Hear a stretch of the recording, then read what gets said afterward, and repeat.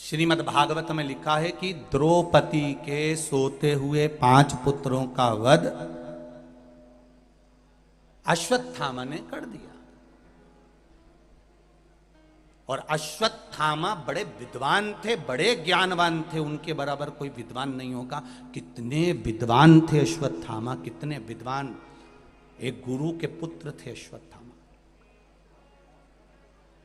तो किसी ने पूछा, गुरुजी अश्वत्थामा को हो क्या गया था ऐसा ही, इसकी बुद्धि को क्या भाटा पड़ गया था?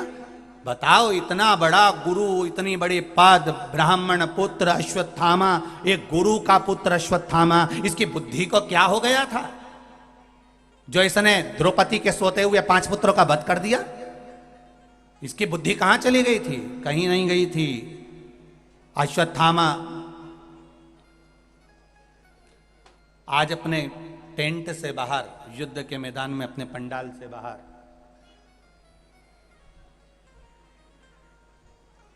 पंडाल से बाहर अश्वत्थामा बैठा हुआ था।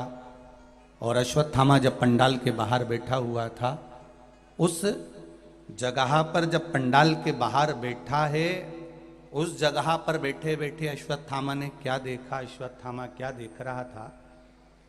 अश्वत्थामा क्या देखता है कि एक उल्लू पेड़ पर आकर बैठ गया। एक उल्लू पेड़ पर आकर बैठा और उल्लू ने क्या करा?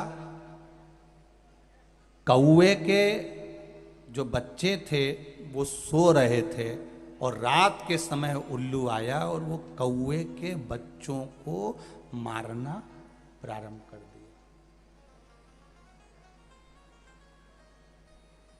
अश्वत्थामा ने देखा कि गजब, अगर दिन में उल्लू आता तो इसको कौवा भगा देता, अगर दिन में उल्लू आता तो इसको कौवा भगा देता, पर ये रात को आया है, इसलिए कौवे के बच्चे मर गए और कौवा इनको देख तक नहीं पाया। अश्वत्थामा की बुद्धि में उल्लू की बुद्धि भर आ गई और अश्वत्थामा ने यह ज्ञान उल्लू से प्राप्त कर लिया कि अब मुझे भी यही करना है। अगर पांडव दिन में नहीं मरते तो उनको रात को मारूंगा। और रात को पांडव के पुत्र सो रहे थे और अश्वत्थामा ने तलवार उठाकर उनको मारना प्रारंभ कर दिया।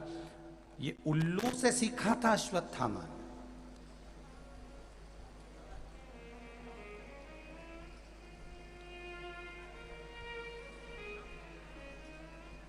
एक विद्वान, कितना प्रबल विद्वान अश्वत्थामा, जिसने द्रौपदी के सोते हुए 5 पुत्रों को मार दिया।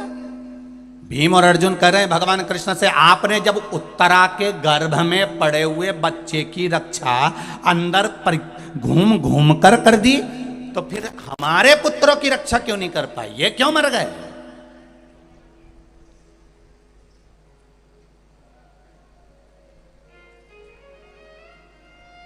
इनके मरने का कारण क्या है? भगवान कृष्ण ने कहा, अर्जुन, भीम, मैं रोज तुमसे पूछता था, रोज प्रतिदिन तुमसे पूछता था, रोज तुमसे कहता था कि तुम मेरे पास आते हो तो अपने मन की बात कहा करो, अपने हृदय की बात कहा करो। मैं रोज तुमसे कहता था कि तुम्हारे मन में कुछ चल रहा हो तो बताओ, तुम्हारे भीतर कुछ हो तो बोलो, तुम्हारे भीतर कुछ चल रहा हो तो बोलो। और भीम, अर्जुन, नकुल, सहदेव, युधिष्ठिर सब एक बात कहते थे, कन्हैया आपको चिंता करने की जरूरत बिल्कुल नहीं है, हम सब निपट लेंगे। आपने कहा था कि हमें चिंता करने की जरूरत नहीं है, हम सब निपट लेंगे। अब तुमने ये कह दिया रोज प्रतिदिन कि हमें चिंता करने की जरूरत नहीं है, हम सब निपट लेंगे। पर उस उत्तरा ने, जिसके गर्भ में मैं गया था, उस उत्तरा ने ये नहीं कहा कि आपको चिंता करने की जरूरत नहीं है। उत्तरा ने तो मुझे पुकारा, कन्हैया, हे परमात्मा, मेरे गर्भ में सामने से ब्रह्मास्त्र आ रहा है और वो नष्ट करेगा मेरे गर्भ को, तुम रक्षा कर लो। तब मैं उसके गर्भ में पहुंच गया। आप रोज भगवान के मंदिर जाओ, प्रतिदिन भगवान को एक लोटा जल चढ़ाओ, प्रतिदिन भगवान को एक बेलपत्र चढ़ाओ, एक चावल का दाना रोज चढ़ाओ, तो आप भगवान से मिलने जाओ तो अपने दिल की बात जरूर कह कर आओ। अर्जुन, भीम, नकुल, सहदेव, युधिष्ठिर रोज भगवान से मिलते थे, पर उन्होंने नहीं कहा, उन्होंने कहा हम सब देख लेंगे, आप चिंता मत करो, हम सब देख लेंगे। आपको यह कहना था कि आप बैठे हो तो मैं टेंशन क्यों लूं, पर उन्होंने कहा हम बैठे हैं तो आप टेंशन मत लो।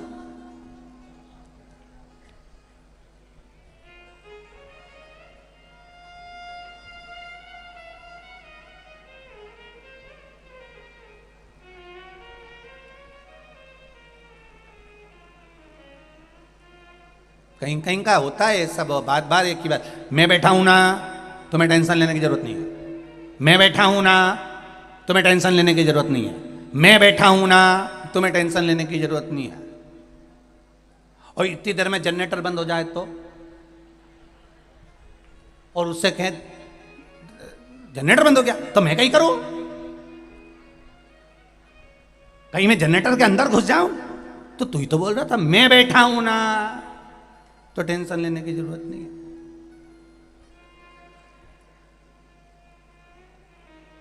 जो मैं बैठा नहीं, वो कहता है मैंने जनरेटर के लिए दूसरे को लगा रखा है, टेंट के लिए मैंने दूसरों को लगा रखा है, इस व्यवस्था के लिए मैंने दूसरे को लगा रखा है, इसके लिए मैंने दूसरे को लगा रखा है। उसी तरह मैं कोई नहीं करे, वो ये कहे मैंने सारी व्यवस्था उस परमात्मा को दे रखी है, वो संभाल रहा होगा, वो देख रहा होगा,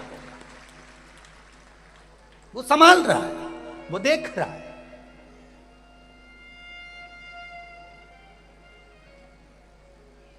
चिकित्सा विभाग की बेटियां, चिकित्सा विभाग के बेटे, चिकित्सा विभाग की बेटियां, जरा सा सफोकेशन हुआ, थोड़ी सी गर्मी पड़ गई, थोड़ा सा बारिश पड़ गई, थोड़ा सा कुछ हुआ, सूचना मिली बेटियों को कि यहां किसी को स्वास्थ्य गड़बड़ हुआ, तो उन्होंने तुरंत आई, देखी, तुरंत। उसी तरह जैसे चिकित्सा विभाग की बेटियां, चिकित्सा विभाग के बेटे जरा सी सूचना पाने के बाद दौड़कर तुम्हारे पास आ जाते हैं, उसी तरह जिसका विश्वास परमात्मा में होता है, तुम्हारे को थोड़ा सा कष्ट आते से भोलेनाथ तुम्हारे पास आ जाता है। ये निश्चित है, ये निश्चितता है।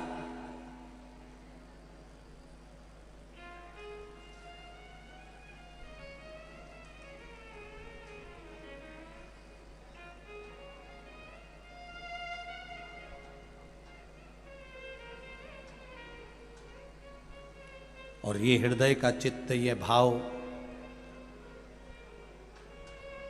हृदय से जब आप परमात्मा से कहेंगे तो वो सुख आपको मिलेगा। पांडव हमेशा कहते रहे आपको टेंशन लेने की जरूरत नहीं है, हम संभाल लेंगे, तो 5 बेटे गंवा दिए उन्होंने केवल यही बोलने में। और उत्तरा के गर्भ में बच्चा था, उसने ये नहीं कहा कि मैं संभाल लूंगी, उत्तरा ने कहा मेरा बाबा द्वारकानाथ बैठा है और मुझे उम्मीद है कि वो मेरे गर्भ को संभाल लेगा। तो वो गर्भ के अंदर ही प्रवेश कर गया। जो भगवान के भरोसे जीता है, भगवान उसकी रक्षा अंदर से भी कर लेता है, उसके भरोसे पर विश्वास रखकर, भाव रखकर महाराज। और ये विश्वास पूर्ण हो, जितनी पूर्णता के साथ आप विश्वास करेंगे उतनी पूर्णता के साथ परमात्मा शिव कथा कह रही है, भगवान की उदारता कह रही है। जब जगत के लोग हाथ छोड़ते हैं तब जगदीश हाथ पकड़ता है।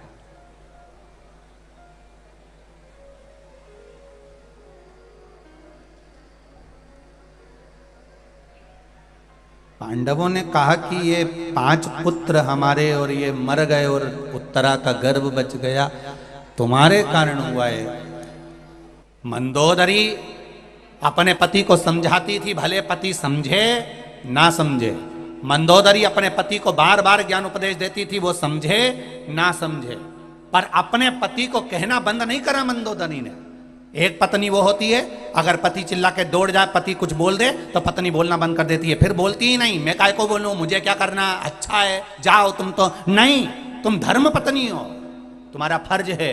मंदोदरी के ऊपर लंकाधिपति रावण ने तलवार तक खींच ली थी, मैं तुझे मार दूंगा मंदोदरी, अब मत कहना कि जानकी जी को वापस पहुंचाए हूं। तो भी मंदोदरी ने कहना बंद नहीं करा, तुम मेरे प्राण ले लो, मना नहीं, पर मैं तुमको समझाए बिना नहीं रहूंगी, सलाह देती रहूंगी कि तुम सतमार्ग पर चलो, भले दुनिया को बुरा लगता रहे पर अपन अपना मार्ग बताते रहो,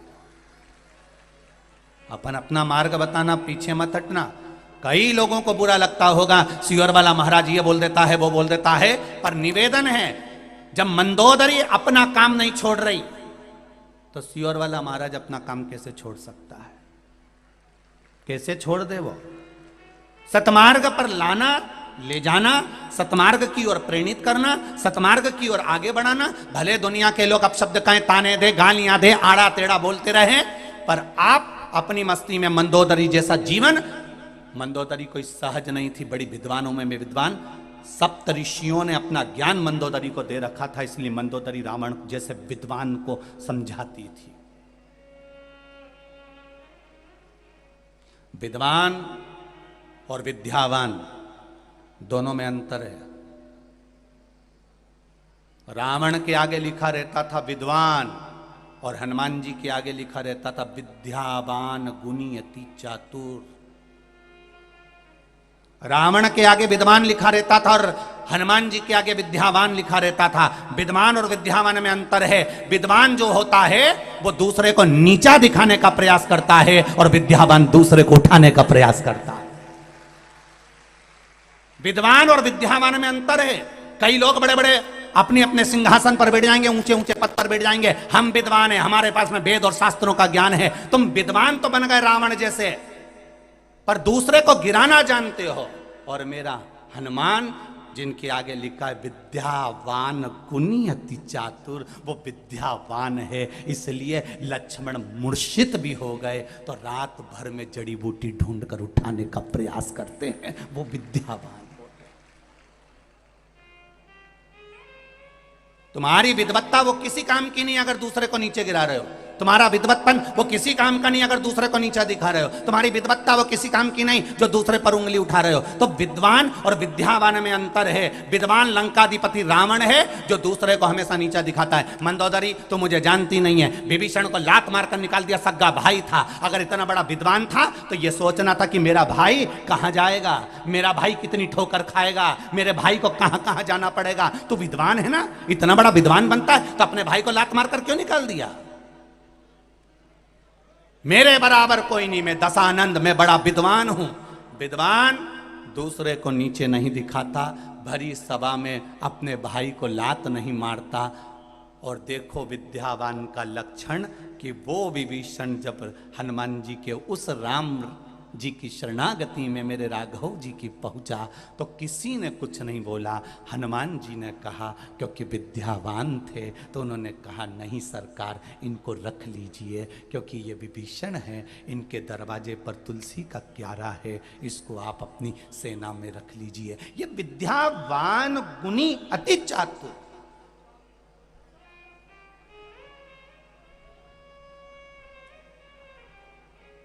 बहुत पढ़ लो, बहुत लिख लो, बहुत बड़े सिंहासन पर बैठ जाओ, बहुत बड़ी सत्ता तुम्हारे पास में आ जाए, तुम्हें बहुत बड़ी कुर्सी मिल जाए, तुम कहीं के अध्यक्ष उपाध्यक्ष, कहीं ये कहीं वो, कहीं तुम ये, तुम्हारे पास में कितने भी पद आ जाएं, पर तुम्हारी विद्वत्ता उसमें होना चाहिए कि तुम विद्वान मत बनना, विद्यावान बनना। कल जजमान लोग मिलने के लिए शाम को आए और हमारे सेवा भारती के कोई भाई उनका परिचय दे रहे थे और सेवा भारती के कुछ भाई उनका परिचय दे रहे थे। तो उन्होंने परिचय में बहुत सुंदर सुंदर बातें हमको कही कि साहब ये हमारे यहाँ के सेठ जी हैं और ऐसा है, और कहा साहब ये प्रॉपर्टी डीलर हैं, ये इनकी कॉलोनियाँ बनाते हैं, कोई कहा इनका ये मील है, कोई कहा इनका ये है। पर ईमानदारी की बात कहूँगा, आप पांचों जजमान मिलने आए पर मुझे नहीं लगा कि आप बहुत बड़े करोड़पति होगे, मुझे तो लगा शिव के भक्त हो। मुझे तो केवल आपकी सरलता दिखी, आपकी सहजता दिखी, आपकी नम्रता दिखी। और आपकी नम्रता में मालूम पड़ जाता है कि इनमें विद्यावान है कि विद्वान है।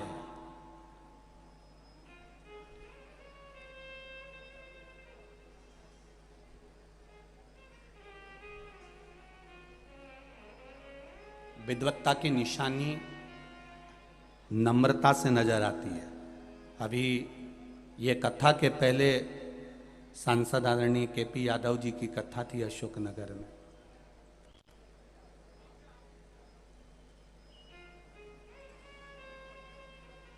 अच्छा लगा, लोगों के पास में सत्ता आ जाती है तो वो किसी को गिनते नहीं, पर हमने देखा वो दिन में भी कथा का रस तत्व, रात में भी जहाँ जहाँ भक्त लोग रुकते थे वहाँ सेवा के भाव से जाते। आस्था चैनल पर कथा सुन रहे हैं या फेसबुक यूट्यूब पर कथा सुन रहे हैं, उन सब से निवेदन करूँगा, प्रतिदिन भगवान के मंदिर जाया करो, एक लोटा जल चढ़ाया करो। उसका कारण ये है, भगवान से ये कहकर आया करो कि आप बैठे हो तो मुझे कोई टेंशन करने की जरूरत नहीं है, सारी चिंता तुम्हारे ऊपर।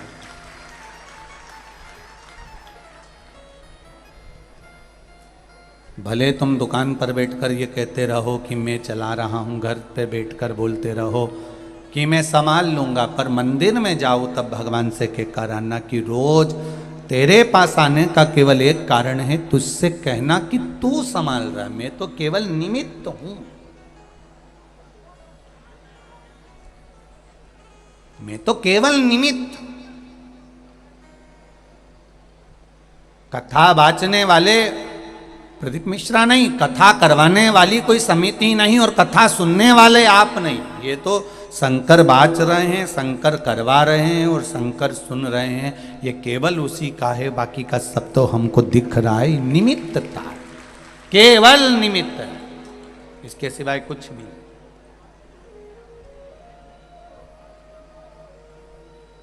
हनुमान जी संजीवनी लेकर आए, ये दुनिया जानती है। जब लक्ष्मण मूर्छित हुए, संजीवनी कौन लेकर आए थे? जम के बोलो जरा, बोलो जम के बोलो जरा, हनुमान जी।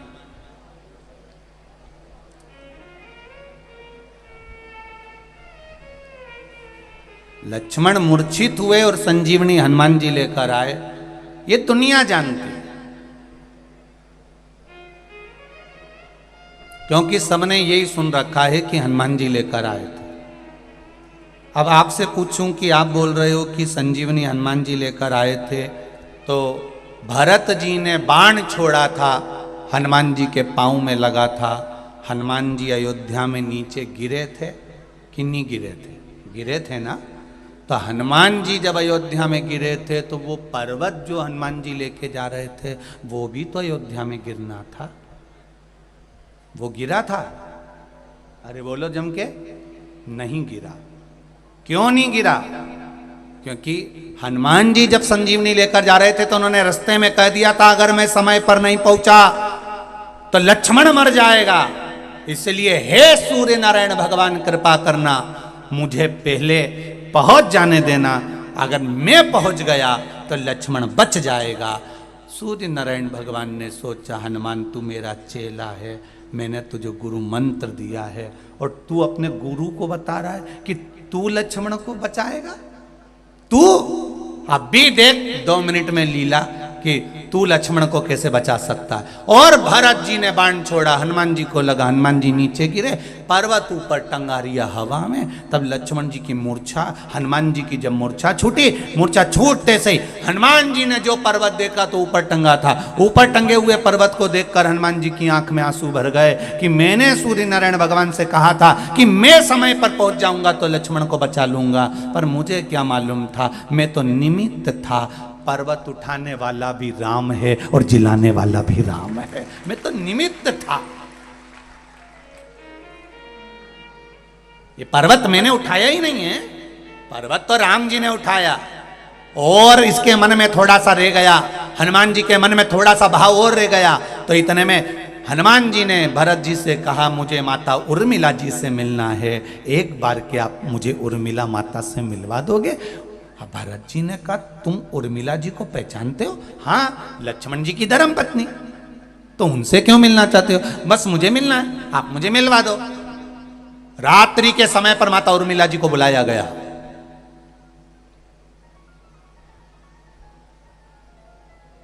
भारत की भूमि की पहली नारी थी जो अपने पति के लिए 14 साल तक हाथ में पानी का लोटा लेकर खड़ी रही थी। 14 वर्ष। क्यों? क्योंकि लक्ष्मण जी ने उर्मिला जी से कहा था मुझे प्यास लग रही है, पानी लेकर आ जा। उर्मिला जी पानी लेकर आई और लक्ष्मण जी ने कहा उर्मिला पानी तो अब तेरे हाथ का 14 साल के बाद पीऊंगा। 14 साल तक लोटे को लेकर खड़ी रही, ना सोई ना बैठी, वो उर्मिला थी। 14 वर्ष पानी के लोटे को लेकर खड़ी रही। वो तो आज के जमाने की नी थी। अगर आज के जमाने की होती और पति कह देता पानी ला दे और ये ट्रे में पानी लेके आ जाती कि लो, और पति लैपटॉप पे काम कर रहा है या कंप्यूटर पर काम कर रहा है या लिखा पढ़ी कर रहा है, फिर बोलती ले लो, पति अपने काम में लगा हुआ है, इसने ट्रे नीचे धरी, तुम्हारे बाप के नौकर धरे रखा, पी लेना है जब पीना हो। वो गई वो तो वो जा,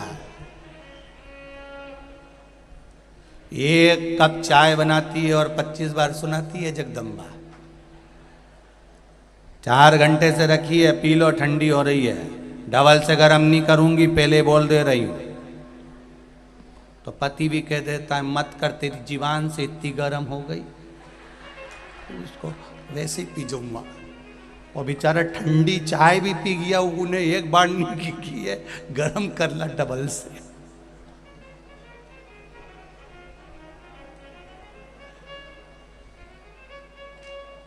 कई लोग फेसबुक पे अपनी अपनी बातें आड़ी टेढ़ी डाल देते हैं, बहुत डालते रहते हैं। अब लोग हमसे कहे महाराज वो उन्होंने ऐसा लिख दिया, उन्होंने ऐसा लिख दिया, हम उनसे कहते हैं उनकी उनके घर में नहीं सुने तो दुनिया क्या खाक सुनेगी। जो फेसबुक पे डाल दे, बोले तो बोले, आग लगे बस्ती में, अपन रहे हो मस्ती में कि नहीं गुरुजी उन्होंने ऐसा लिख दिया, उन्होंने ऐसा लिखने दे। उनकी अगर घर में 2 मेहमान आ जाए और चाय बना के पिला दे और उसके बाद फिर मेहमान आ जाए, किसी पति में दम हो तो बोल दे एक बार डबल से, इनके लिए इतने प्रेम से बोलेगा, बना देगी क्या? जब उनकी लुगाई नहीं सुने तो दुनिया क्या खाक सुने। और कि इनकी बात तो सारा जमाना सुने, उनका घर का ही नहीं सुने, कि सारा जमाना सुने, कौन सुने? मुझे उर्मिला जी से मिलना। उर्मिला जी आई ने हाथ में पानी का लोटा था। हनुमान जी ने कहा माता उर्मिला से, माँ, ए माँ, आपको मालूम है आपके पति अंतिम सांसें गिन रहे हैं, अगर मैं समय पर नहीं पहुंचा ना माँ, आपके पति मर जाएंगे। उर्मिला जी ने पूछा हनुमान मेरे पति को क्या हुआ है? हनुमान जी बोले आपके पति को बाण लगा है और मूर्छा में पड़े हुए।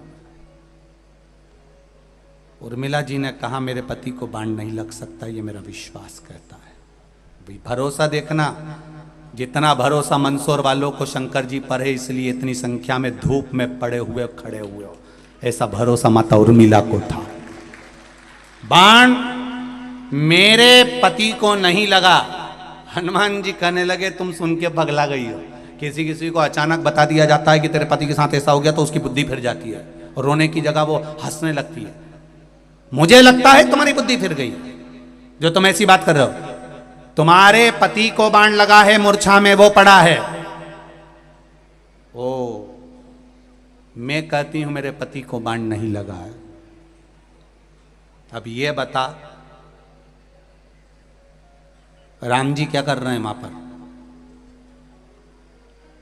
जहां मेरा पति पड़ा है वहां राम क्या कर रहे हैं? हनुमान जी बोले अब भाई को देख के रो रहे हैं, आंख में आंसू हैं। जिस भाई की दशा ऐसी है तो रोएंगे नहीं क्या? उर्मिला जी बोली हनुमान तू यही तो नहीं समझता है, मेरे लक्ष्मण पति के रोम रोम में राम था, जहां बाण लगा वहां भी राम था, इसलिए लक्ष्मण सो रहा है, राम रो रहा। लक्ष्मण सो रहे हैं, रो राम रहा है, क्योंकि बाण लक्ष्मण को नहीं, जम के बोलो, राम को लगा है। तो हनुमान जी ने पूछा, फिर लक्ष्मण जी काहे को सो रहे हैं? उर्मिला जी बोली, जब यहाँ से गए थे तो उन्होंने संकल्प लिया था 14 वर्ष तक नारी और निंद्रा का त्याग करता हूँ। मेरे राम जी ने सोचा, एक व्यक्ति अनंत चौदस के दिन, अनंत चतुर्दशी के दिन झांकी देखने में रात भर जगता है, तो दूसरे दिन दुकान भी सही से नहीं खोलता है। दूसरे दिन एक रात शादी में जग लेता है, अनंत चतुर्दशी पे जग लेता है, एक रात जगता है, तो दूसरे दिन दुकान पर मन नहीं लगता, दुकान सही से नहीं करता। भगवान ने सोचा, युद्ध के मैदान में युद्ध लड़ाने से पहले लक्ष्मण को थोड़ी देर सुला देता हूं, अगर सो गया कि नींद पूरी हो गई, फिर तो युद्ध ऐसा लड़ेगा कि सारी दुनिया देखेगी। इसलिए राम जी ने थोड़ी देर सुला दिया। राम जाग रहे हैं, लक्ष्मण सो रहा। बाण जहाँ रोम रोम में राम है, बाण भी वहीं लगा है। ये तो दुनिया को दिखा कि संजीवनी हनुमान जी ले गए, पर हनुमान जी नहीं ले गए, वो तो राम जी लेके जा रहे थे। हनुमान तो निमित्त थे।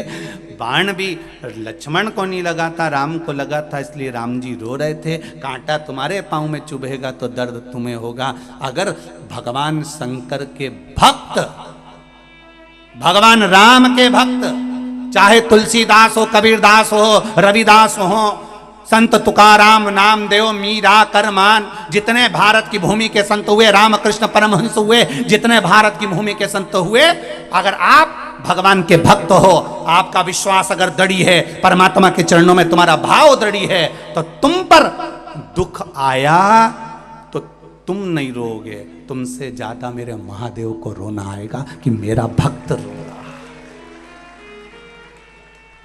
एक भक्त को ऊपर उंगली उठाना, एक भक्त को अपशब्द कहना, एक भक्त के लिए आड़ा टेढ़ा कहना कोई सरल नहीं है। कहने वाला कह देता है, अपशब्द कहने वाला कह देता है, उंगली उठाने वाला उंगली उठा देता है, पर बाद में भक्त को फर्क नहीं पड़ता। नामदेव तुकाराम को कोई फर्क नहीं पड़ा, फर्क पड़ा उनके भगवान को कि मेरा भक्त और उसके लिए ऐसा कहा। तो भगवान ने तुरंत लीला रचना प्रारंभ कर दी। वो लीला रही है।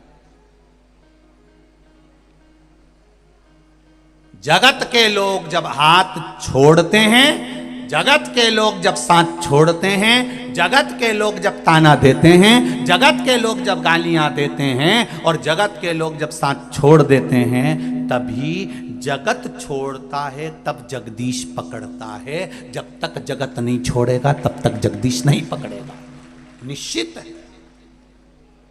ये गाली देने वाले दे, अपशब्द कहने वाले के, ये कहेंगे तभी तो हमारा महादेव हमारी सुनेगा। लोग तुमसे कहेंगे बताओ कितनी ढोंगी है, बताओ बसियोर वाला महाराज के कहने पे शंकर जी के मंदिर जाने लगी, एक चावल का दाना चढ़ाने लगी ने, बेलपत्री चढ़ाने लगी ने, आड़ा। और लोग बोलने वाला बोलता रहेगा, और तुम तो सिर पे पल्लू लई और पिन वाली साड़ी बढ़िया जोरदार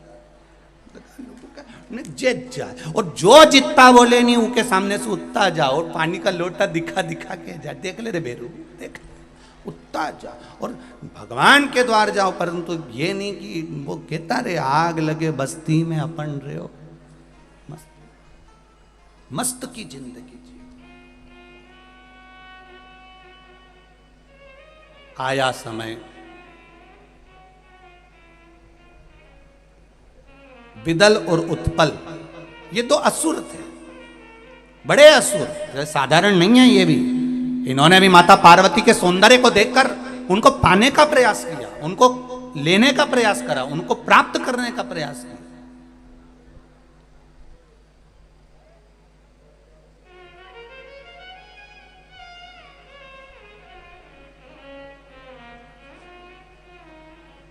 और गार्डन में फूल लगा हुआ है, उसको लगे रहने दो, उसको तोड़ना नहीं है। आंखों से देखिए, सुगंध ली, आनंद पाया, पर उसको तोड़ने का प्रयास ना करा जाए, उसको तोड़ने का प्रयास ना किया जाए। भगवान ने सुंदरता दी है, सुंदर बनाया है, पर शिव पुराण कहती है आपकी दृष्टि को और मन को बिगाड़ना नहीं है उनको देखकर।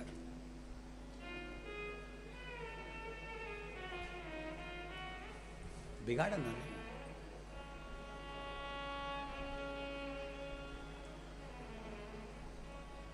आज सबसे ज्यादा विडंबना की बात यह है कि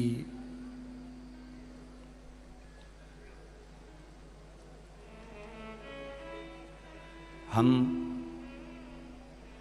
जितने भी लोग हैं संसार के, वो बेटी को जन्म क्यों नहीं देना चाहते? उसका एक कारण है कि इनकी रक्षा कौन करेगा, इनको संभालेगा कौन, लड़का हो जाएगा तो इधर उधर भी फिरेगा तो कोई दिक्कत वाली बात नहीं।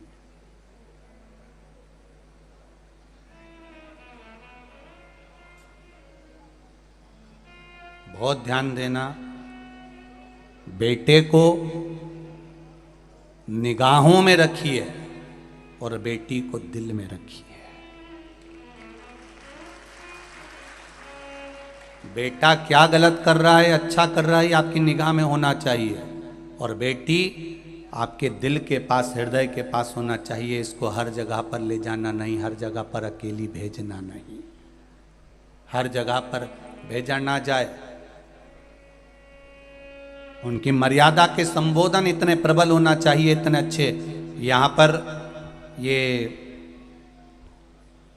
सेवा भारती के अंतर्गत यहाँ पर बेटियाँ रिक्शा चला रही हैं, ऑटो चला रही हैं, बेटियाँ ऑटो चला रही हैं, और निशुल्क जो बूढ़े लोग आ रहे हैं, जो बुजुर्ग लोग आ रहे हैं, उनको लाकर यहाँ तक छोड़ रही हैं, ले जा रही हैं, फिर छोड़ रही हैं, फिर ले जा रही हैं।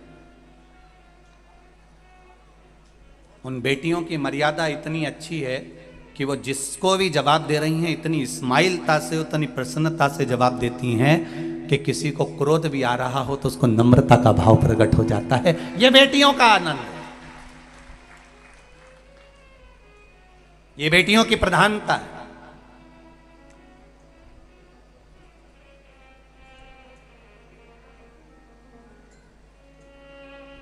दिल से सेवा करो, हृदय से।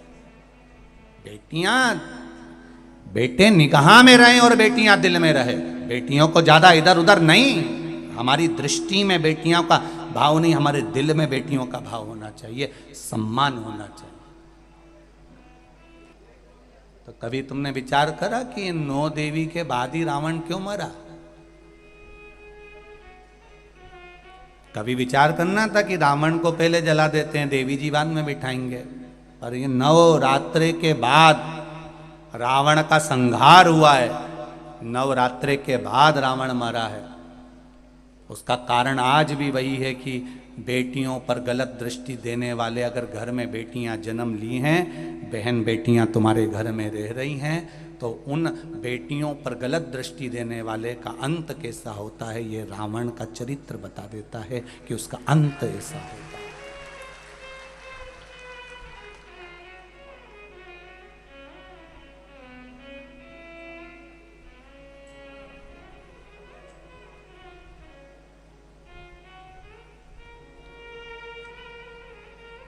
उसका अंत कैसा है?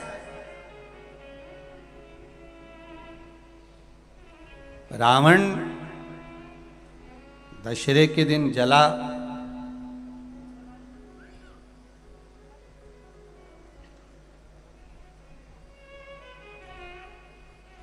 दशहरे के दिन जल रहा है, पर एक विचार अपने मन में लेकर आना कि रावण से बड़ी गलती तो कौरवों ने करी थी।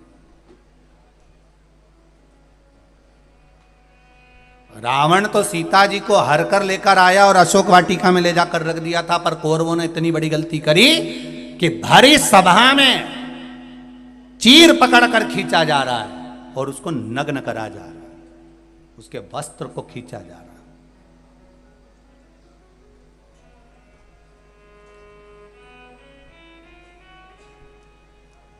है। रावण से ज्यादा गलती करी है कौरवों ने कि एक नारी को भरी सभा में ले जाकर उसके चीर को खींचकर उसको नग्न करने का प्रयास किया गया। रावण तो सीता को लेकर गया, अशोक वाटिका में ले जाकर रख दिया।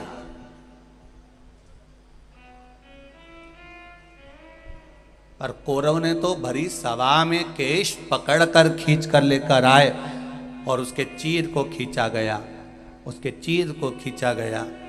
तब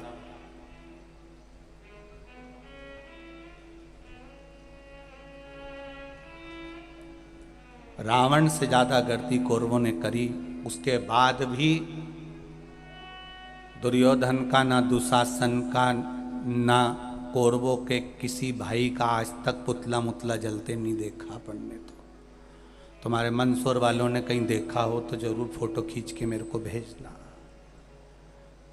कि कौरवों ने इतनी बड़ी गलती करी थी जितना रावण नहीं करा है। रावण तो सीता जी का हर का लेकर आया और अशोक वाटिका में रख दिया, पर कौरवों ने एक रजस्वला धर्म में रहने वाली, रजस्वला धर्म का तीसरा दिन उसके बाल पकड़कर खींच कर लेकर आए, और बाल पकड़कर खींच कर लेकर आकर यहां उसके चीर को खींचा जा रहा है।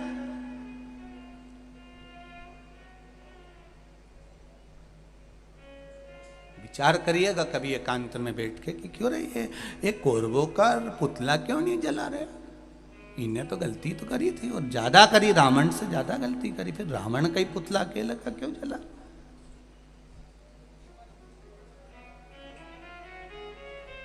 और रावण ने तो केवल सीता जी को हरकर अशोक वाटिका में ले जाकर रखा था, फिर इसका पुतला जला और कौरवों का नहीं जला। उसका कारण क्या था? क्या कारण था ऐसा कौन सा कारण पड़ गया था कि रावण का पुतला जलाया गया और कौरवों का नहीं जलाया गया?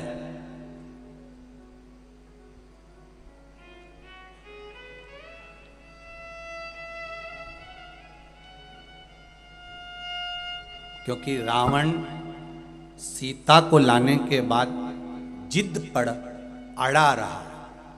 एक बार अगर अदालत में केस चले जाए और व्यक्ति जिद छोड़ दे, जिद में अगर थाने में खबर गई, अदालत में खबर गई और वो तो जिद पे अड़ा है, नहीं इका तो मैं बर्बाद करके छोड़ूंगा, बिल्कुल केस लगाओ, लड़ने दो। 10 साल हो गए, 15 साल हो गए, अदालत में ही सड़ रहे हैं, पड़े हैं और अभी भी जिद नहीं छोड़ रहे हैं। अगर एक बार व्यक्ति जिद छोड़ दे तो अदालत के आधे केस केवल राजीनामा में ही निपट जाए। लंकाधिपति रावण जिद नहीं छोड़ पाया और कौरवों के केवल 2 भाई थे, दुर्योधन और दुशासन, जो कि जिद पर अड़े रहे। बाकी के भाइयों ने 98 ने जिद छोड़ दी, इसलिए इन कौरवों के पुतले नहीं जले और उस लंकाधिपति रावण के जले, क्योंकि जिद पर अड़ा रहा।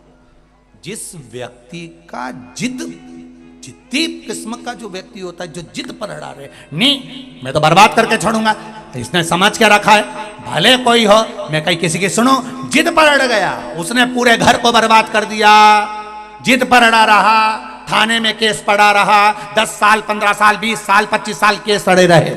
और अगर जिद नहीं होती ना तो दोनों परिवार में आज समझौता हो गया होता, वो थाने से बाहर हो गया होता, वो जेल से बाहर हो गया होता। जरा विचार करिए, आज पूरे भारत की भूमि पर जो छोटी छोटी जेल थी उनको बड़ा बड़ा करा जा रहा है। सोचो कितना क्राइम बढ़ते चले जा रहा है। इस क्राइम को, इस होने वाली गलतियों को सरकार कभी नहीं रोक सकती। इस क्राइम को सरकार कभी ना रोक पाएगी। अगर क्राइम को रोक सकता है तो केवल घर की मां और पिता रोक सकते हैं अपने बच्चों को संस्कार देकर। अपने बच्चों को सिखाओ, गीता का पाठ करना सिखाओ, उस गीता का महत्व बताओ। और बेटे से कहो बेटा अभी छोटे हो तो गीता पढ़ना सीख जाओ, इस गीता के महत्व को जान जाओ, इस गीता के शब्द को जान जाओ। जो बाल्य अवस्था में गीता के महत्व को जान जाता है वो अदालत में खड़े होकर गीता पर हाथ रखकर कसम नहीं खाता है। उसको कसम खाने की जरूरत नहीं पड़ती। जो गीता के महत्व को जान गया, जो गीता के शब्द को पहचान गया, जो गीता के संबोधन को जान गया। अपने बच्चों को गीता का महत्व समझाइए, अपने बच्चों को रामायण का महत्व समझाइए, अपने बच्चों को श्रीमद् भागवत का, शिव महापुराण का महत्व समझाइए। जब इस सनातन धर्म के बच्चे एक एक शब्द को समझेंगे तो उन बच्चों को अदालत में खड़े होकर गीता पर कसम खाने की जरूरत नहीं पड़ेगी। गीता पर हाथ रखकर कसम वही खाता है जो बचपन में गीता नहीं पढ़ पाता है। जिसने गीता पढ़ी होती है उसको कसम खाने की जरूरत नहीं पड़ती है। क्राइम को सरकार नहीं रोक सकती, क्राइम को सरकार कभी नहीं रोकेगी। अगर क्राइम रुकेगा तो आपके संस्कारों से रुकेगा, आपके ज्ञान से रुकेगा, शिव महापुराण से रुकेगा। आज पहले घरों में इतना विवाद होता था, 24 घंटे लड़ाई होती थी। आज दोपहर में 2 बजे से 5 बजे तक लोग टीवी खोलकर बैठ जाते हैं। भले कुछ नहीं घर में जाए, भले अंदर उतरे ना उतरे, पर 2 से 5 बजे तक टीवी चलती है, उतनी देर तो मन शांत रहता है। आप 3 घंटा कथा में आकर बैठते हो, उतनी देर तो मन शांत रहता है। लोग कहते हैं महाराज जी, लोग तो बिल्कुल उल्टे घड़े की तरह हैं, तुम नल की तरह हो, पानी बहाते रहते हो, उनके अंदर कुछ जाता तो है ही नहीं। लोग कहते हैं इतने लोग कथा सुनने आए हैं, क्या सबके अंदर कथा चली जाएगी? हमने कहा बिल्कुल नहीं जाएगी। तो फिर इनके आने से फायदा कौन सा है? हमने कहा नल के नीचे चाहे सीधा घड़ा लगाओ चाहे उल्टा घड़ा लगाओ, सीधा लगा होगा तो पानी भरा जाएगा, उल्टा लगा होगा तो कम से कम ठंडा तो बना रहेगा। सीधा लगा है तो पानी भराएगा, उल्टा रखा है तो ठंडा रहेगा। कम से कम 3 घंटा कथा में बैठा है, झूठ तो नहीं बोल रहा, बात तो नहीं कर रहा, चुगली तो नहीं कर रहा, निंदा तो नहीं कर रहा, कहीं गलत चीज तो नहीं कर रहा। 3 घंटा कम से कम ठंडा तो बैठा है। इतनी खुशी बहुत है अपने लिए कि ठंडा तो बैठा है, इतनी देर आराम से बैठा तो है नहीं, कथा तो सुन रहा बेटा कि बुद्धि में तो कुछ नहीं जाए, मत जान दो, औंधा है नहीं मटका, ठंडा तो रहेगा। 3 घंटे बाद जब जाएगा, जब देखा जाएगा। अभी नल के नीचे है, जब तक तो ठंडा है ना, जिसके भराना है वो भरा जाएगा, जिसके नहीं भरा है तो कोई जरूरी है इतना सारा आया है तो सबके अंदर कथा भरा जाएगी? जो सीधा घड़ा वो में तो भरा जाएगी, उन्हें कहीं कहीं की तो कथा में बैठ के भी नहीं भरा।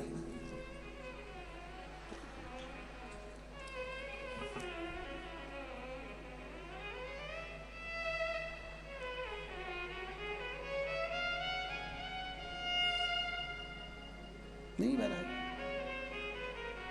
आरती के समय पर कई लोगों का ध्यान भगवान की ओर होता है और कई लोगों का ध्यान चप्पल की ओर होता है।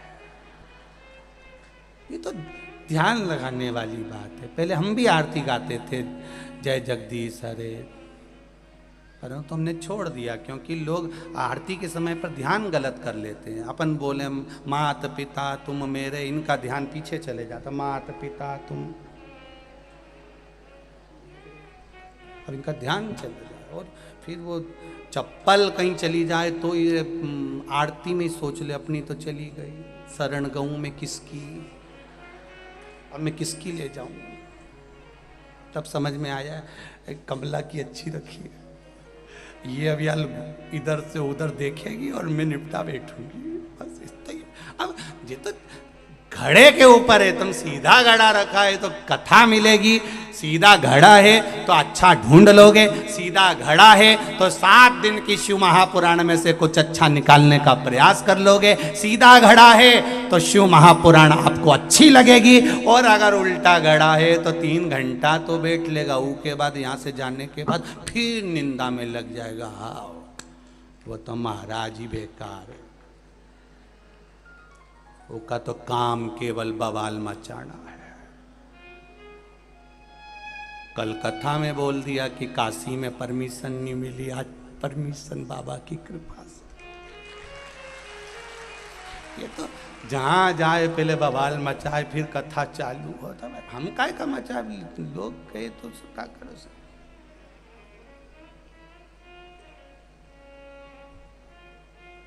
कथा यहाँ हुई, दिल्ली खबर गई, वहाँ से वहाँ गई, बाबा की कृपा थी, बाबा ने कह दी 10 तारीख से शिव महापुराण की कथा काशी में होगी, 1 बजे से 4 बजे तक गंगा के घाट। तो ये शिव है, ये शंकर है। और घड़ी सीधा घड़ा अच्छाई भरने का प्रयास करेगा। और मेरी बहनें, जितने लोग इस महापुराण की कथा में बैठे हैं, जितने लोग आस्था चैनल पर, फेसबुक, यूट्यूब पर सुन रहे हैं, ये मेरा विश्वास करता है कि आप में कोई उल्टा घड़ा नहीं, सब सीधे घड़े हो जिसमें भरा रहा है शिव तत्व, भरा रहा है शंकर की कथा, भरा रहा है, और वो अंदर प्रवेश कर रही है जो जगत के उद्धार का काम करे। चढ़ाओ 1 लोटा जल।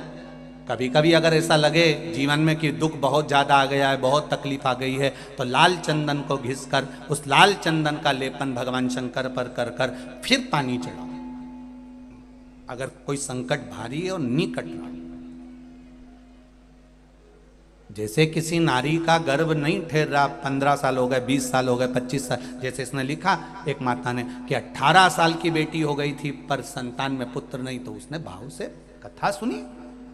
ऐसे आपके भीतर अगर 20 साल हो गए, 25 साल हो गए, 30 साल हो गए, संतान का सुख ही नहीं है, लाल चंदन का लेपन बाबा भोलेनाथ पर करना प्रारंभ करो। पीठिका पर लाल चंदन का लेपन करना प्रारंभ करो। लाल चंदन से बाबा का श्रृंगार करना प्रारंभ करो। एक बेलपत्री पर लाल चंदन, दोनों पत्ती नीचे वाली, जो नीचे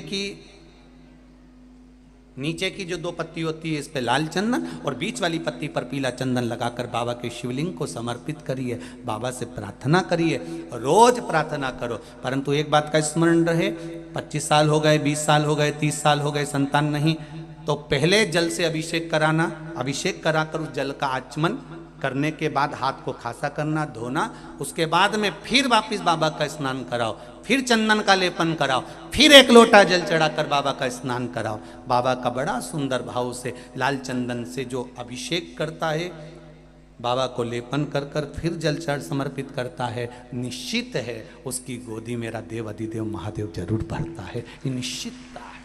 हम तो बेटियों से भी कहते हैं, जिसका विवाह नहीं हो रहा हो, 25 साल, 30 साल, 27 साल, 28 साल, 32 साल, 40 साल हो गए हो, नहीं हो रहा हो बेटा बेटी का विवाह, उसे लाल चंदन का प्रयोग अशोक सुंदरी वाली जगह पर 7 बिंदी लाल चंदन की लगाकर 7 बेलपत्र 7 बिंदी पर रखिए, और महाराज अपनी कामना कर कर भगवान से आइए, बाबा देगा, करेगा, 3-4 महीने में विवाह पक्का करेगा। ये लाल चंदन की महत्वता है शिव तत्व।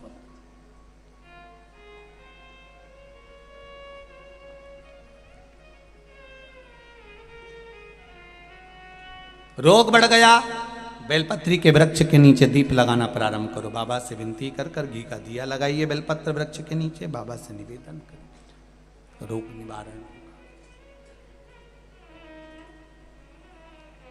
मिलता है सच्चा सुख केवल भगवान तुम्हारे चरणों, भोलेनाथ तुम्हारे चरणों। ये जीवन का सुख है, भगवान शंकर के चरणारविंद का अगर सुख मिल जाए तो इससे बढ़कर कोई सुख नहीं।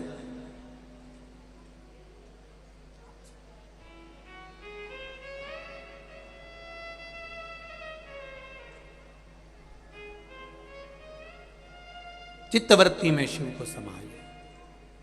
विदल उत्पल ने गलत दृष्टि से माता पार्वती को देख लिया था और माता का हाथ पकड़ने के लिए आतुर हुए।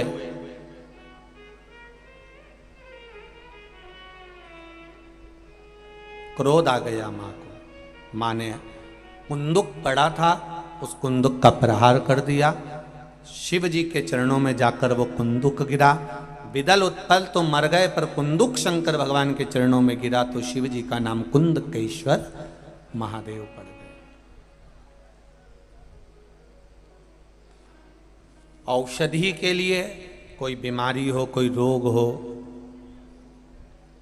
और उस बीमारी रोग में कल एक माता आई थी, जहाँ ठहरे हैं सेवा भारती के बच्चे मिला रहे थे उनसे, तो वो कह रही थी, कोई थे नगर पालिका में, वो सर्विस करते हैं, तो उनकी धर्म पत्नी को कहीं कैंसर का रोग होगा, तो उन्होंने कहा गुरुदेव बाबा की कृपा ऐसी रही गुरु जी कि हम शिव के भरोसे पर जल पीना चालू कर, और बाबा ने हमारी रक्षा कर। आप ही हैं? हाँ जी, दोनों हाथ हिला दो एक बार। श्री शिवाय नमस्तुभ्यम। कैंसर जैसे रोग को हराकर देवादिदेव महादेव की कृपा से शिव महापुराण में बैठकर कथा सुन रही हैं। देखिए आप, यही मंदसौर में ही या नीमच में नगर पालिका में सर्विस में है पति। ये शिव कृपा है। बैठिए बहन। श्री शिवाय नमस्तुभ्यम।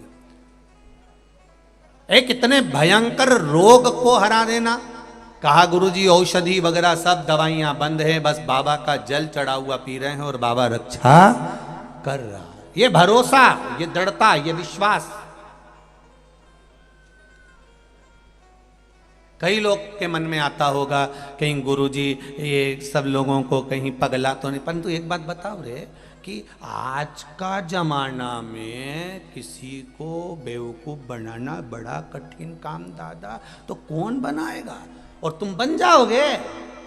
इतने विद्वान पढ़े लिखे सबकी बुद्धि काम करती है कि एक बार शिव महापुराण में महाराज ने बोला है तो पढ़ो शिव पुराण में कि कहां लिखा हुआ है, पढ़ो, स्मरण करो, स्कंद पुराण पढ़ो, पद्म पुराण पढ़ो, अग्नि पुराण पढ़ो, नर्मदा पुराण पढ़ो, और एक एक चीज निकालो कि महाराज ने बोला वो गलत तो नहीं बोला। चिंतन करिए, रात्रि को जाकर स्मरण करिए।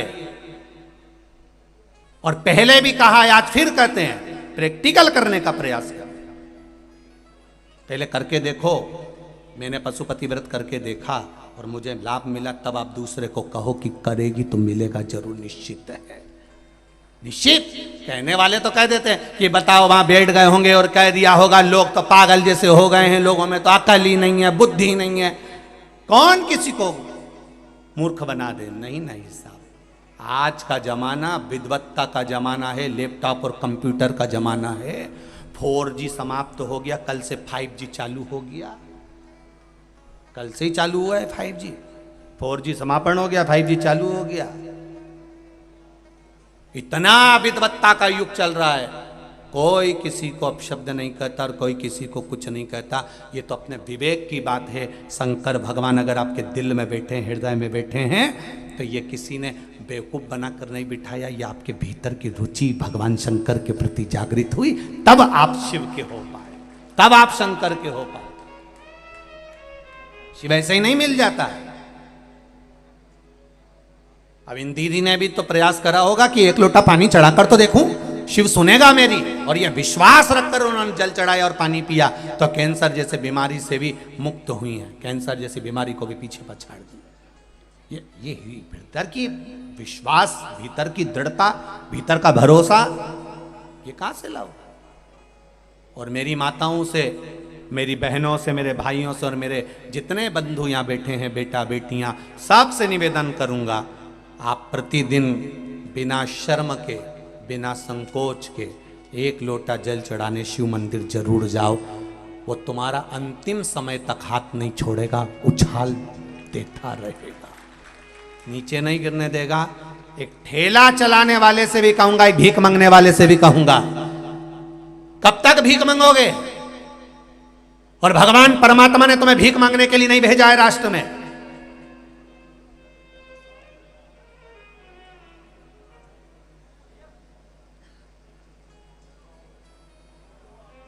भीख मांगने के लिए भगवान किसी को नहीं बुलाया अपनी भूमि पर। कब तक भिक्षा मांगोगे? नहीं, परमात्मा की शरण में जाइए। और एक निवेदन करूंगा सबसे, कर्जा किसी से मत लो, क्योंकि जिंदगी भर कर्जा का नाम है कर कर के जा, और उसी का नाम है कर्जा। जिंदगी भर चुका चुका के मर जाते हो, बच्चों को चुकाना पड़ता है। एक बार अगर कर्जा लेने की जरूरत पड़े तो मेरे महादेव के चरणों में जाकर 7 दिन लगातार घी का दिया लगाकर बेलपत्र समर्पित कर कर जल चढ़ाना। रोज एक बेलपत्री उठाकर घर में लेकर आना और उससे कहना कि तू कृपा करना कि मुझे कहीं कर्जा लेने की जरूरत नहीं पड़े और मेरा काम निकल जाए पूरा। एक पत्र आया है, एक पत्र में एक भाई दुकान के लिए कर्जा ले रहा है। देखिए उस पत्र में कितने सुंदर बात उसने कही।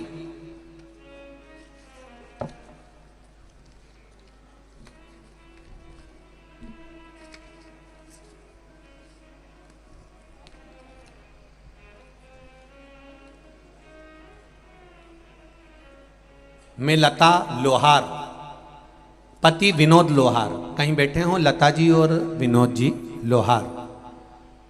मैं लता लोहार, पति विनोद लोहार, 10 स्नेह नगर संजीत रोड मंदसौर से हूं मैं। कहीं बैठी हों तो हाथ हिलाइएगा, कहीं बैठी हैं तो हाथ हिलाइएगा, जहां भी बैठी हो। लता लोहार, पति विनोद लोहार। गुरुदेव मेरे पति की 15 वर्षों से अनुकंपा नियुक्ति थी। अनुकंपा नियुक्ति की कोशिश करते रहे थे लेकिन कोई सफलता नहीं मिली। 2019 में भी बहुत प्रयास करा लेटर आया, लेकिन कोरोना महामारी के कारण कोई जवाब नहीं आया। 3 वर्ष निकल गए, फिर मैंने आपके द्वारा बताए गए पशुपति व्रत को किया तथा रतलाम की कथा श्रवण की। कथा के पंडाल में आपने कहा था बैठकर कथा सुनने का जो लाभ है उसका फल मिलता जरूर है।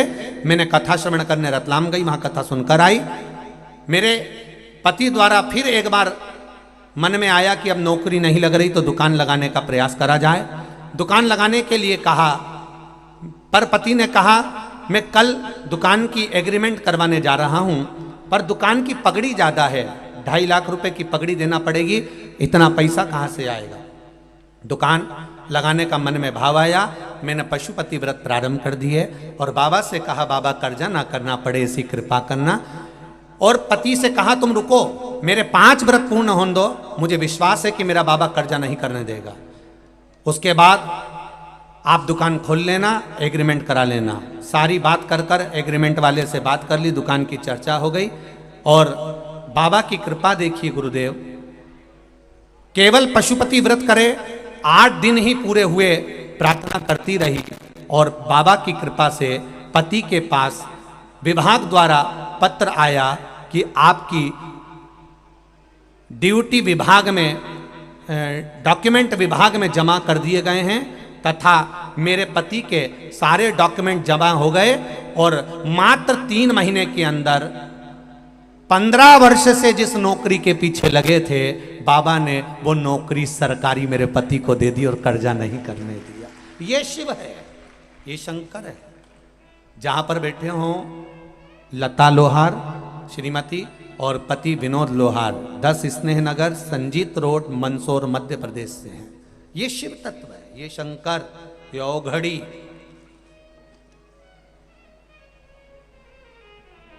आप उससे कहो तो,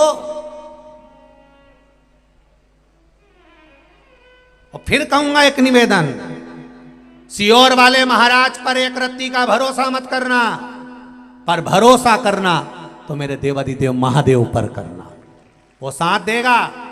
सियोर वाला तो यही रह जाएगा, ऊपर तक तो मेरा महादेव ही जाएगा। कौन किसके साथ गया है? आपको दुख आया तो क्या कोई आकर खड़ा हो जाएगा कि सियोर वाला महाराज आकर खड़ा हो जाएगा? सियोर वाला महाराज आकर खड़ा नहीं होगा। जब द्रौपदी का चीर खिंचा रहा था तो सारे गुरु भी बैठे हुए थे, पर द्रौपदी के चीर को नहीं बचा पाए। जब गुरुओं ने कहा कि द्रौपदी क्या चाहती है, द्रौपदी कहती है मैंने आपसे गुरु मंत्र लिया है, आप मेरे गुरु हो। अरे मेरा चीर खींच रहा है गुरुदेव, तुम तो बोलो। गुरुजी कहते हैं द्रौपदी यहां सभा में जितने बैठे कोई साथ नहीं देगा, तेरा गुरु मैंने मंत्र दिया, मैं भी साथ नहीं दूंगा। पर एक बात याद करना द्रौपदी, गुरु भले साथ ना दे पर गुरु ने जो वचन कहा है वो साथ दे जाएगा। तू बुला उसको। द्रौपदी मैंने जो मंत्र दिया था पढ़, और द्रौपदी ने फिर मंत्र पढ़ा तो भगवान द्वारिकाधीश ने आकर चीर बचाया। गुरु साथ ना देगा पर गुरु का वचन साथ दे जाएगा।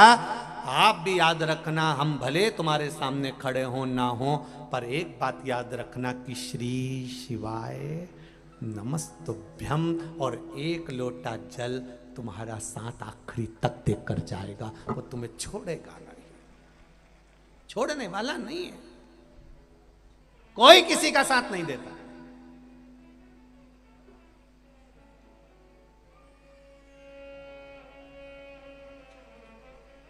हम गुरुओं को प्रणाम क्यों करते हैं? हम गुरुजन को नमन क्यों करते हैं? हम संत साधु सन्यासी ब्राह्मण तत्व को नमन क्यों करते हैं? उसको नमन करने का एक कारण होता है कि जो संत, जो साधु, जो गुरु जिस भगवान की भक्ति में लगे रहते हैं, उस भगवान का तत्व उनकी भक्ति के अनुसार उनके हृदय में आकर विराजमान हो जाता है। इसलिए हम गुरु को प्रणाम करते, गुरु जी को नमन करते, गुरु जी का दर्शन करते हैं कि वो तत्व थोड़ा सा हमको मिल जाए। जो गुरुजी ने अगर राम की आराधना करी, देवी की आराधना करी, भगवान की आराधना करी, शिव की आराधना करी, जिसकी वो आराधना करता उसका तत्व उसके भीतर थोड़ा थोड़ा आता है, तो उसके दर्शन मात्र से हमारा उद्धार हो जाए। इसलिए हम गुरु का दर्शन करते, गुरु को प्रणाम करते। पर गुरु तुम्हारे अंतिम समय तक तुम्हारे साथ नहीं है। गुरु ने जो व्याख्यान करा, गुरु ने जो मंत्र दिया, गुरु जी ने जो नियम बताया, बस उसका स्मरण करिए। द्रौपदी ने कृष्ण को पुकारा, भगवान ने उसका चीर बचा लिया। आप जब जब दुख की घड़ी आए, रोग बीमारी तकलीफ कष्ट आए, कोई याद आए चाहे ना आए, तब एक स्मरण याद रखिए, श्री शिवाय, जम के बोलो जरा, श्री शिवाय नमस्तुभ्यम, और तब स्मरण रखिए एक लोटा जल, उसका स्मरण आपके भीतर रखिएगा कि हमको जाना है। तुम जाओ इसको हॉस्पिटल लेकर, मैं आई शंकर जी के मंदिर से, वो हॉस्पिटल लेकर जा रहे हैं, आप शिव जी के मंदिर पहुंच जाओ। मैं अभी आई तो क्या कहां जा रही, बस मेरे बाबा से मिलने जा रही हूं, और उसके दरवाजे पर जाकर फिर दिल से कह दो, ओ काशी के भोलेनाथ मने थारी याद सतावे रे। नामक पर्वत ने तप कर कर भगवान को प्रकट किया, शिव ओमकारेश्वर के रूप में विराजमान हुए। केदारनाथ जी का वर्णन नर नारायण ने तप कर कर भगवान शिव को विराजित किया। अगला वर्णन है भीमाशंकर, कुंभकर्ण की पत्नी का जैसा वर्णन आपको करा था करकटी का, उसके अनुसार भीम और भीम का वध शिव जी ने किया है, संहार, भीमाशंकर के रूप में विराजमान हुए।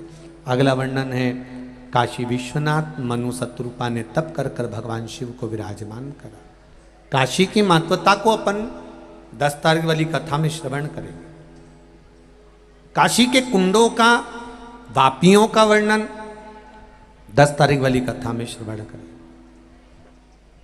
जो काशी के आसपास के हैं वो तो कथा श्रवण करने आ ही जाएंगे, पर बाकी के सब, और जितने काशी के सेठ लोग हैं, निवासी हैं, उनसे भी निवेदन रहेगा, शिव भक्त आपकी नगरी में आ रहे हैं, आप खूब सेवा करो, आनंद के साथ करो, और खूब सेवा का आनंद लीजिए काशी की धरा पर। अगला वर्णन आया है त्र्यंबकेश्वर, गौतम बाबा पर गौ हत्या का दोष लगा, ब्रह्मा विष्णु महेश तीनों छोटे छोटे शिवलिंग के रूप में विराजमान होकर दर्शन दिए, गौ हत्या के दोष से मुक्त किया। वैद्यनाथ जी का वर्णन, रावण शिव जी को ले जाते समय भूमि पर रखता है और उस शिवलिंग उठता नहीं, वैद्यनाथ जी के रूप में विराजमान हो जाते हैं। अगला वर्णन है नागेश्वर, दारुक नाम के राक्षस का संहार भगवान ने करा और नागेश्वर के रूप में विराजमान हुए।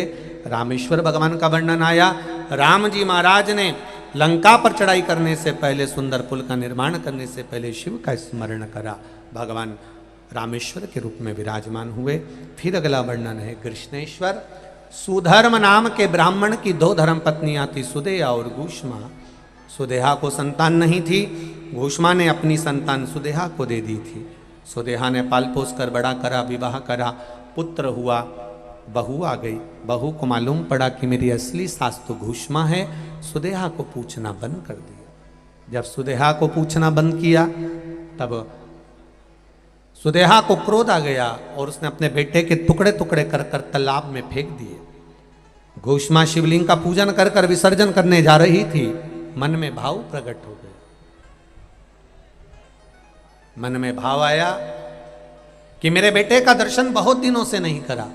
मन में आया तब भगवान शंकर से प्रार्थना करी। शिवलिंग का विसर्जन जैसे ही कर रही थी, 1 हफ्ते पहले मरा हुआ बेटा तैरते हुए बाहर आ गया। घूष्मा के बेटे को भगवान शंकर ने जीवित करा तो शिव जी का नाम कृष्णेश्वर महादेव हो गया। ऐसे 12 ज्योतिर्लिंग का वर्णन यहाँ पर किया गया है। तुमरुका जी चंचुला देवी को शिव महापुराण की कथा श्रवण करा रहे हैं और चंचुला देवी का पति बिंदुक प्रेत योनि से छूट जाता है। जब प्रेत योनि से छूटा, देव योनि को प्राप्त हुआ, भगवान के पास पहुंचता है और भगवत कृपा से देव योनि में पहुंचकर चंचुला देवी भी जो वेधव्य थी, विधवा थी, पर शिव कथा को सुनकर पति के लोक को चली जाती है। तुमरुका जी कथा कहे, भगवान शंकर से कहा, भोलेनाथ कथा का विराम है, कुछ वर दे दीजिए। भगवान शिव ने अपने मस्तक की चढ़ी हुई बेलपत्र शिव पोथी को समर्पित कर दी और कहा, सुनो तुमरुका जी, 7 दिवसों में जो अन्य दिन रहेंगे, ये शिव की चढ़ी हुई बेलपत्र औषधि का काम करती है और विराम की बेलपत्र कुबेर भंडार का कार्य करती है। भगवान शिव ने कहा, जो मनुष्य, जो मानव इस शिव महापुराण की कथा को हृदय से श्रवण करता है, जहां उसका मन पड़े वहां बैठकर इस भगवान शंकर की पावन कथा को सुनता है, उसकी मनोकामना शिव जी कहते हैं मैं स्वयं आकर पूरी करता हूं। ये शिव की पावन कथा का विराम। मंदसौर नगर में चल रही 7 दिवसीय सेवा भारती के इस प्रकल्प को लेकर बेटा बेटियों के उत्थान के लिए, सनातन धर्म के सभी वर्गों के लिए जो बेटा बेटी गलत मार्ग की ओर जा रहे हैं या भटक रहे हैं उनको एकत्रित करने के लिए और उनके गलत कार्य को छुड़ाकर अच्छा विद्या, अच्छी परवरिश, अच्छी चिकित्सा देने के लिए ये पावन कथा का आयोजन मंदोदरी शिव महापुराण की कथा मंदसौर में रखी गई, जो आज विराम ले रही है। सभी प्रशासन बंधुओं को बहुत बहुत धन्यवाद देता हूँ, साधुवाद देता हूँ। और चाहे नगर पालिका, नगर निगम हो, चाहे यहाँ की व्यवस्थाएं हो, सेवा भारती ने बड़े प्रेम से और आनंद के साथ राष्ट्रहित के लिए ये कथा रखी थी। स्वयं राष्ट्रीय स्वयंसेवक संघ का ये प्रकल्प कि कोई गलत मार्ग पे ना जाए, कोई गलत धर्म की ओर ना जाए, सब सत्कर्म की ओर बढ़े, सनातन धर्म की ओर बढ़े, ये प्रकल्प को लेकर ये कथा रखी है। जो भी आप लोगों का स्नेह इस कथा में मिला है, सेवा भारती उसके लिए आनंदित है। सभी यजमान परिवार को साधुवाद देता हूँ। आस्था चैनल के सभी श्रोता, फेसबुक यूट्यूब के सभी श्रोताओं को धन्यवाद, साधुवाद देता हूँ। आप लोगों ने जो दान पुण्य धर्म करा उसके लिए बहुत बहुत साधुवाद है। मैं सेवा भारती के ही किसी सदस्य को आमंत्रित करूं और कहूं कि सेवा भारती के कोई सदस्य यहाँ आए और आकर आभार व्यक्त करेंगे। उससे पहले पशुपतिनाथ मंदिर प्रबंध समिति द्वारा तैयार की गई मंदसौर के इतिहास पर एक श्लोक एक आरती संग्रह की पुस्तिका तैयार करी है, जिसका विमोचन यहाँ से हो रहा है। और साथ में आमंत्रित कर रहा हूँ आभार व्यक्त करने के लिए सेवा भारती के ही एक सदस्य बंधु को, जो यहाँ आए और आभार व्यक्त करें। उसके बाद में फिर आरती का क्रम होगा। जब तक आरती ना हो कोई ना जाए। बड़े आनंद के साथ आज विराम दिवस की आरती कर कर ही आप लोग जाएंगे।